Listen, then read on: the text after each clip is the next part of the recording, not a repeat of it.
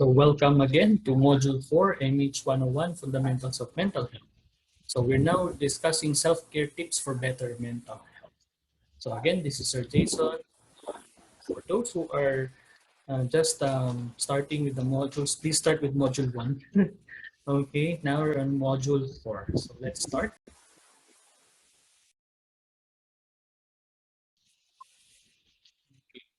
So from the last module, we discussed stress, anxiety, and depression. So I gave you the stress responses, anxiety symptoms, and depression signs and symptoms. So how do we actually manage these things? Okay. So like I said from the previous module, mental health issues usually are existing in a continuum. So usually healthy, reacting, injured, and then ill. So like I said last time, yung reacting tsaka healthy, nasa self-care and social support yan. So kung sa self-care, so ito yung mga bagay na pwede mong gawin in order to help yourself. Okay? So let's begin with tips for stress management. Number 1, change your view about stress. Hindi po lahat ng stress nakakasama. Like I said, stress can be positive or negative. Depende yan sa view mo. So change your view about stress kasi science has seen that people who adopt a positive view about stress actually feel less of the brunt, less of the physical complaints, okay? Compared to those who view stress negatively. Number 2, eat healthy. Again, stress is a physical response of the body. Okay, so if your body is not does not have the resources to cope, makakaramdam ka ng stress. Okay, so number 3, be aware of smoking and drinking of alcohol. These are negative coping strategies. So bukod sa temporary na lang yung relief na binibigay niya, it can cause you to become addicted to these substances, which can in turn produce more problems for you imbes na nasusolusyonan yung problems niyo. Number 4 is exercise. Again, stress is physical. So if you do not have the physical resources, mas mararamdaman mo yung stress. Okay. Number 5, take time out. When you are really getting frustrated, stressed with what you are doing, stop. Yun na po kasi simple. Stop mo muna. Pahinga ka muna saglit and then pag okay ka na, balikan mo. Right? Number 6, be mindful. Okay? What does this mean? Be in the present. Ano ba talaga yung nangyayari presently? Minsan kasi nai-stress tayo kasi ang dami nating issues na iniisip na hindi naman kasama dun sa main na problema mo. Okay? So kung bakit nasa school ka, school yung iisipin mo. Pag nasa bahay ka, problema sa bahay ang isipin mo. So kung ano yung nasa harapan mo, yun yung harapin mo, hindi yung iba pang mga issue. So that's what it means to be mindful.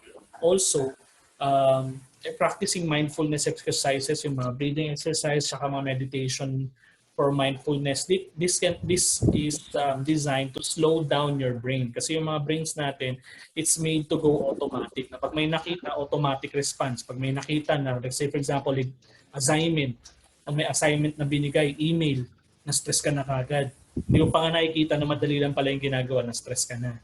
Diba?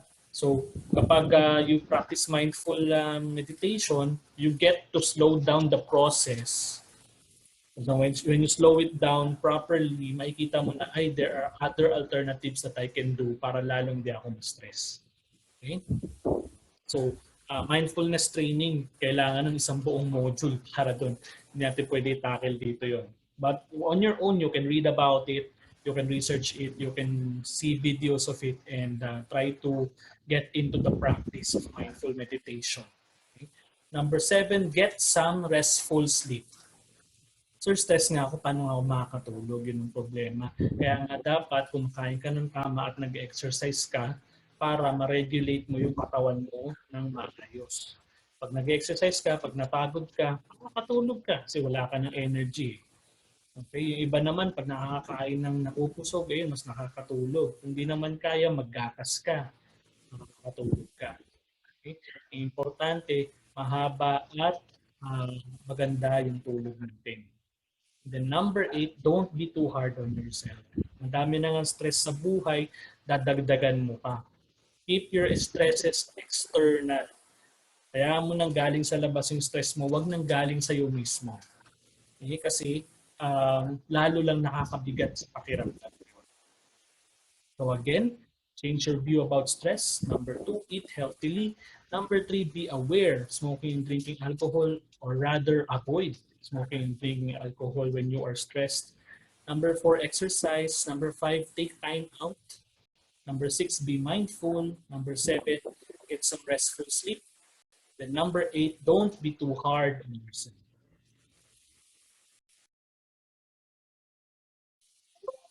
Okay. Now we move on to the 10 strategies for managing anxiety. Okay, number 1, slow breathing. Again, pag anxious ka, nababalisa ka, hindi ka mapakali, usually your breathing starts to go faster. Now you counteract it with trying to slow down your breathing. Kaya parati sinasabi nila, oh hinga, hinga, chill lang, hinga.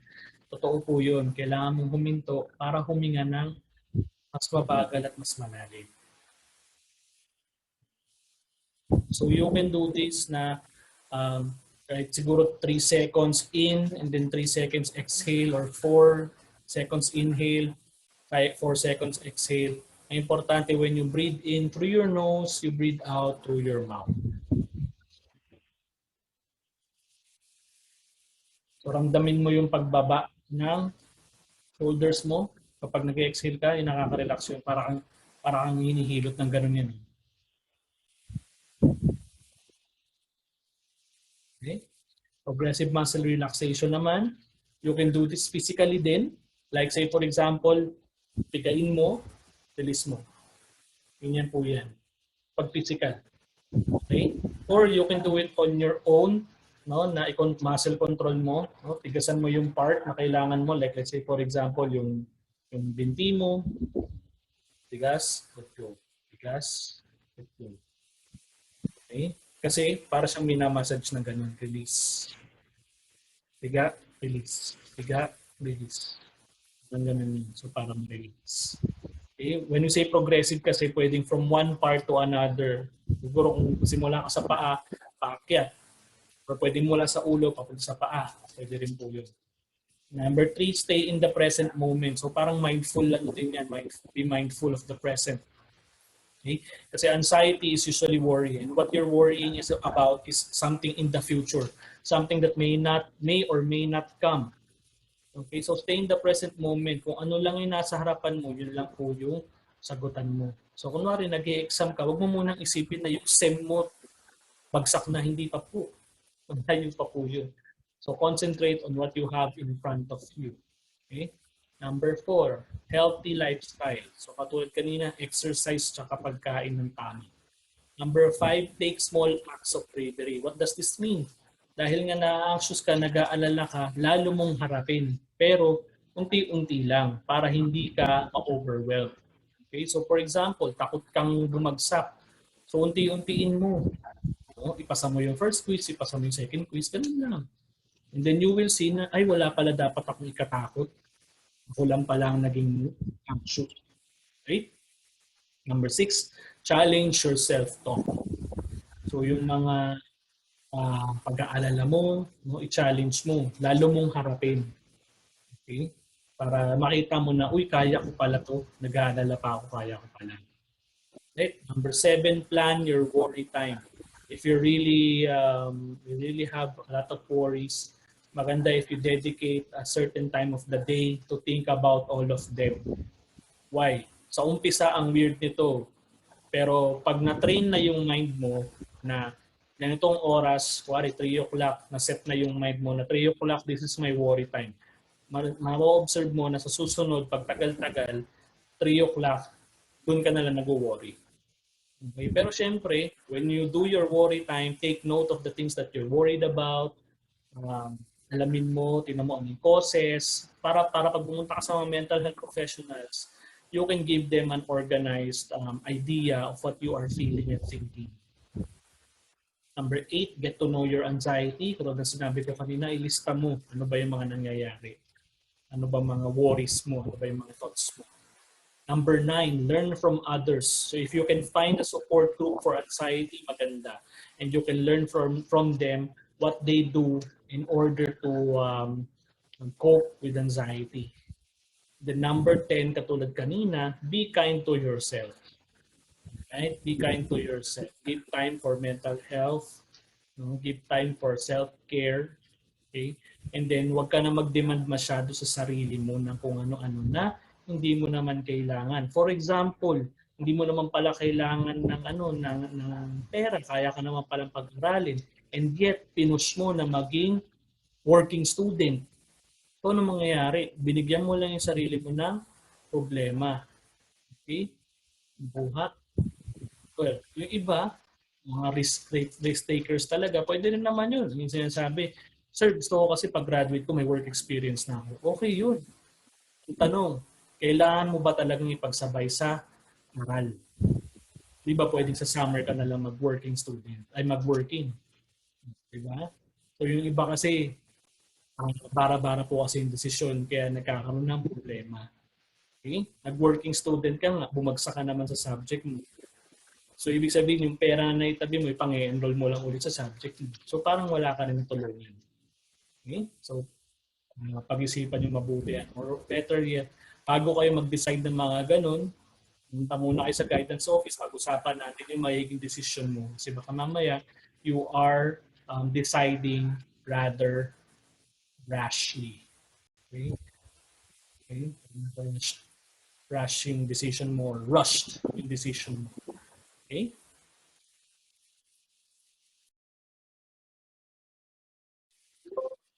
Okay.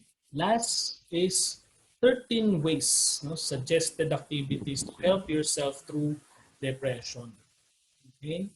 So from Module 3, I've already discussed depression. So now, how are we going to deal with it? Number 1, challenge negative thoughts. Kasi usually ang mga depressed, napaka-negative po talaga ng pag-iisip nila. Pag-asa, hindi ko kaya yan, kung ano-ano pa. Okay? So, challenge your negative thoughts. How are you going to do this? Like, let's say, for example, ina-anticipate mo na bagsak ka. Sulat mo, bagsak ako sa quiz 1. Yun yung nasa isip mo, ha? Bagsak ako sa quiz 1. Abangan mo yung resulta ng quiz 1, pasado ka. So, ibig sabihin, hindi tama yung iniisip mo. Okay? Kasi ang nangyayari kasi, kapag nagkaroon tayo ng negative experience, tapos sinundan pa ng isa pang negative experience, nabavalidate tuloy yung iniisip natin. And then pagtagal, nagiging part na siya ng system natin. Kaya dapat we consciously challenge our negative thoughts, negative thinking. Okay? Number 2, again, like was said earlier, avoid using alcohol and drugs. These are not good coping strategies. Number 3, stay active, exercise, and eat healthy kasi this can elevate or regulate your mood. Okay? Number 4, do the things that you enjoy. Sir, depressed nga ako, wala nga akong ma-enjoy. Mag-try ka ng maraming bagay. Okay? Usually, people who are depressed do not enjoy what they used to enjoy. Yung dati nilang ginagawa, hindi na nila nagugustuhan. Kaya ang parati kong inano sa kanila, try something else. Baka mamaya ma-enjoy mo. Number 1, kasi baka dahil iba, kaya maging iba din yung response mo. Okay? So try to do things that you can enjoy. Right? Number 5, get outside. So ngayon, pandemic, hindi basta-basta yan. Kaya nga naman, marami lumabas ng mga plantito at plantita. No? Taking care of plants or taking care of pets, pwede yun. No? So if you can't go outside, do some alternative activities na lang sa loob. Okay. Number 6, practice relaxation. Kanina pa Paul kasi sinasabi yan. No? Na mag-breathing exercises, relaxation, mindfulness exercises. Number 7, talk to someone you trust. So it can be a friend, no, karelasyon, nanay, tatay, other relative. Okay? Pero sir, depressed nga ako, nahihiya na akong magsabi sa kanila. That is true. That is now the guilt of those who are depressed, feeling nila pabigat sila. Kaya nga naman, there are mental health professionals who are trained to listen to you kahit na ba paulit-ulit pa yan. Okay? Kasi feeling natin, ay, ayoko na magsabi kay ma'am, kay sir, kasi iya na ako, baka na toxic na sila sa akin. No? So sa ibang tao, maaari mangyari yun. But when you approach mental health professionals, this is what we are trained to do. No, yung mga guidance counselors, yung psychologists, psychiatrists, that's what we are trained to do. Okay? Number 8, join a support group. Katulad kanina, if you can find a group that is dealing with depression, maybe you can learn from them how they are coping. Number 9, learn positive coping strategies. Okay, marami dyan. Pwede ka mag-start ng painting, start ng vlog, o kung ano pa. Okay, set small goals. Ano ibig ko sabihin? Kapag bumili ka ng burger na Sarks, yung napakalaking ganun, paano mo kakainin? 10 kagad? Di ba hindi? Di ba? Uunti-untiin mo yan. Bakit kailangan unti-untiin? So that we can feel good about ourselves. Like let's say for example, gusto kong maipasa yung set. Okay, magandang goal yan. Pero parang ang laki-laki. So ang gawin natin, ipasa natin kada quiz. Sa subject na to, quiz 1, pasa ko, quiz 2, unti-unti lang. And sooner or later, you will find yourself na napasa mo na, na-reach mo na yung goal na ipasa yung semester. Yung iba kasi, ang laki ng goal, pag sobrang laki hindi nila ma-achieve, lalo lang silang nalulungkot, nadidepressed, disappoint sa sarili nila. Okay? Number 11, learn something new. Okay? Usually kasi ang mga nadidepressed na tao, feeling nila wala na silang saysay sa buhay. So when you learn something new, it can actually change your view about yourself na, uy, meron pa pala akong pwedeng magawin. Okay? Number 12, get creative. Like I said, yan, pwede kang gumawa ng kanta, tula, painting, kung ano man, which can really help you deal with the emotions that you are dealing with. Okay? Number 13, develop a healthy sleep routine. Take note, the keyword is routine. So, ibig sabihin, every time, yun ang gagawin. Okay, so how are you going to do this? Sir, depressed nga ako, hindi na nga ako makatulog dahil sa pinoproblema ko. Kaya nga dapat, exercise ka, kumain ka ng tama, para hopefully, ma-regulate na yung sleep mo. Sir, ayaw pa rin talagang gumana. Kaya nga naman maganda kasi again, depression is a medical illness. It's a mental illness that may require, ibig sabihin nun, it may require pharmacological intervention. Ano ibig ko sabihin pharmacological intervention? Nangangailangan po ng gamot. Okay? So lahat ng namit ko na depressed, na tumingin or nagpatingin sa psychiatrist at binigyan ng gamot, lahat sila nagrereklamo. Anong reklamo nila? Sir, ayoko nang kunin yung gamot kasi inaantok ako. Sabi ko naman sa kanila, yun talagang epekto nun. Kasi nga, your brain gets to fix itself kapag nakakatulog ka ng tama. Dahil nga depressed ka, hindi naaayos yung system mo. Kailangan mong makatulog, ma-regulate yung tulog mo. Okay? So, dun lang nila naiintindihan. Right? Ewan ko kung bakit. Pero I think naman pinapaliwanag naman sa kanila yun. One of the effects is really na nakakaantok. Okay? Yun nga lang, kapag ka ikaw ay estudyante, mahirap ang antukin sa klase. Well, ewan ko lang ngayon sa online class kung lahat po ba kayo ay talagang gising the whole session. But I hope so. Okay? Na walang natutulog sa inyo. Okay? But anyway, again, let's recap. Number 1, challenge your negative thoughts. Avoid using alcohol. Stay active. Avoid using alcohol and drugs. COVID kasi ngayon. Kaya kailangan natin alcohol. Okay? Do things you enjoy. Get outside. If you can't, find an alternative that could get you closer to nature sa loob ng bahay. Practice relaxation. Talk to someone you trust. Join a support group. Learn positive coping strategies. Set small goals para hindi masyadong ma-frustrate o ma-disappoint. Learn something new. Get creative. Develop a healthy sleep routine. So those are just some of the ways that you can cope when you are feeling depressed or you're in a depressed mood. Right? So again, be mindful of the continuum.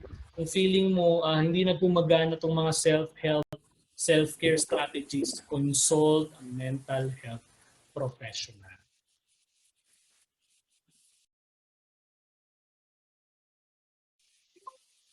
Yan. So again, kung hindi na gumagana, huwag mahihiyang lumapit sa amin sa guidance office. You can reach us by sending us an email to gco.cal@ue.edu.ph, or you can message or leave a message at our Facebook page, UE Caloocan Guidance Counseling and Career Services Office, or UEGCCSO Facebook page. So for your certificates, pagkatapos po ng mga modules, kindly answer all the assessments that are provided and the evaluation. And then after 2 weeks or 3 weeks, depende sa dami ng kukuha ng mga ng module na ito, no, mabibigay namin sa inyo yung inyong certificate. Please use your official UE email addresses when you are taking these modules. Okay? So for that, thank you for participating in the MH 101, Fundamentals of Mental Health. Again, I'm Sir Jason, the Guidance Counselor for CBA, CFAD, and ADM. Thank you very much.